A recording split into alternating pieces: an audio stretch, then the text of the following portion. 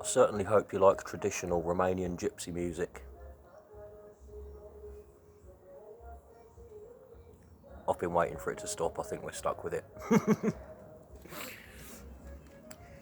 I've got the Armex Tomcat II. Got it a few days ago, but I waited for the stock extender and the torch, mounted torch, before I did a little video on it. I thought I'd show you how I really benefit from this over my other crossbow, which is the 175 pound draw weight Jaguar. This one's only 80 pounds draw weight, and it makes it so much usable for me.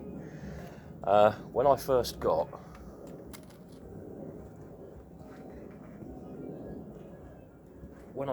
the Jaguar, I could draw it by hand, but over the last 6 months or so, my back and my shoulders have got a lot worse. I did buy the cocking string just to make it a bit easier, but now I can barely even do it with the cocking string. And let me show you what happens. There's a big difference between what my right side and what my left side can do. And this is what happens when I try and cock the Jaguar. It's not a pretty sight.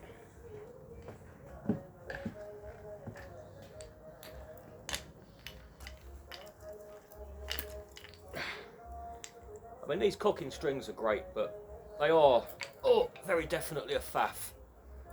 And they make these things even slower than they already are to fire. But that aside, this is what happens.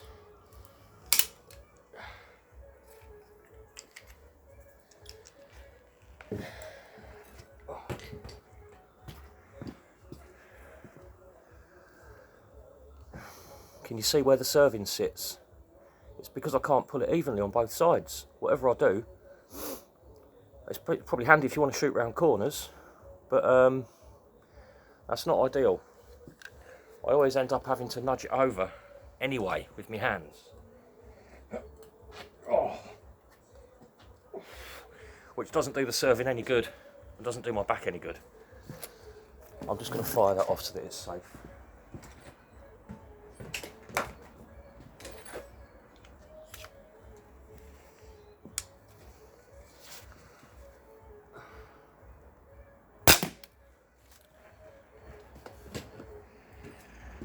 So for all those reasons, I ended up not using it very much, which is a shame because it's brilliant. It's awesome power in that thing. It strikes you every time. You realise how powerful it is.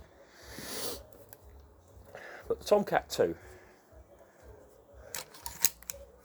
cocked, done, even without the stock extender. It's dead easy. And the rate of fire that you can get out of it is phenomenal compared to the high-powered crossbow. And this is high-powered enough, trust me. Safety. It's plenty powerful enough. I came out here last night and did a little bit of a night shoot. I wanted to try out the combination of the torch with the LED sights. So I came out and had a shoot in the dark, and it was incredible, actually. It was even brighter than what you can see through the scope during the day. So I put a couple into the portal cabin up the end of the garden, which is good, 20 metres away at least. And they penetrated right into the old portal cabin wood.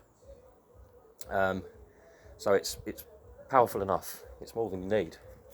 And when you can fire it, cock it and fire it that quickly and easily,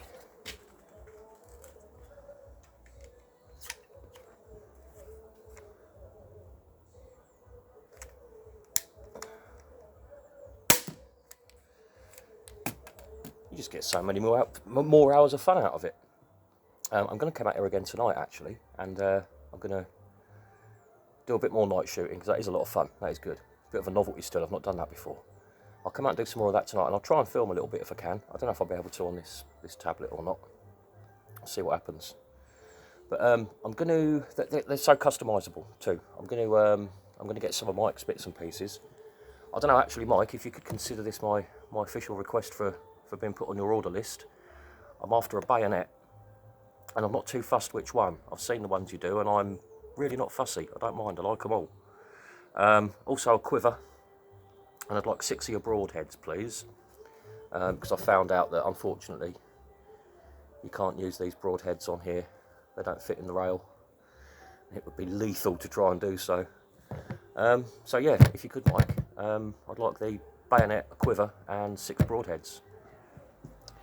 I'm really pleased I got that, because the Jaguar spent far too much time sitting there doing nothing.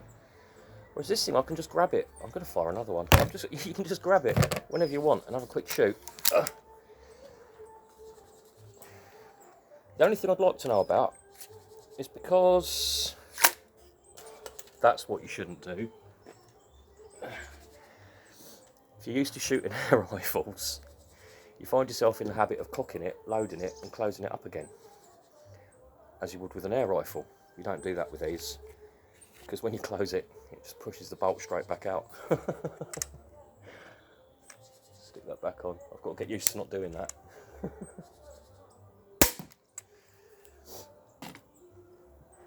Yeah, I'm going to have to figure something out for the torch, because ultimately, if I want a bayonet on the end of it, I did ask Mike, and he said before I actually got this and had a physical look at it, he confirmed there's not actually enough meat on one of these mounts to drill it out and put it onto his bayonet, so you can have the torch underneath the bayonet.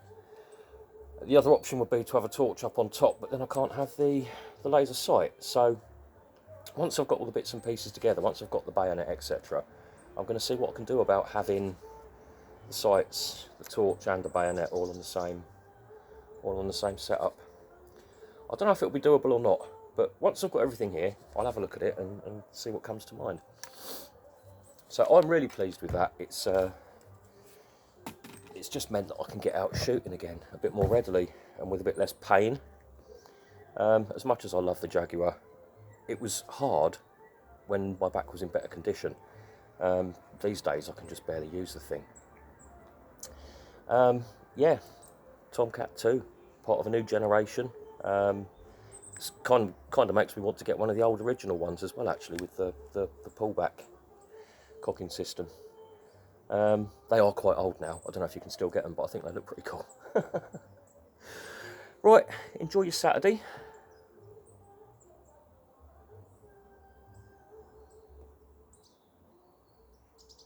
It's still going. See you later.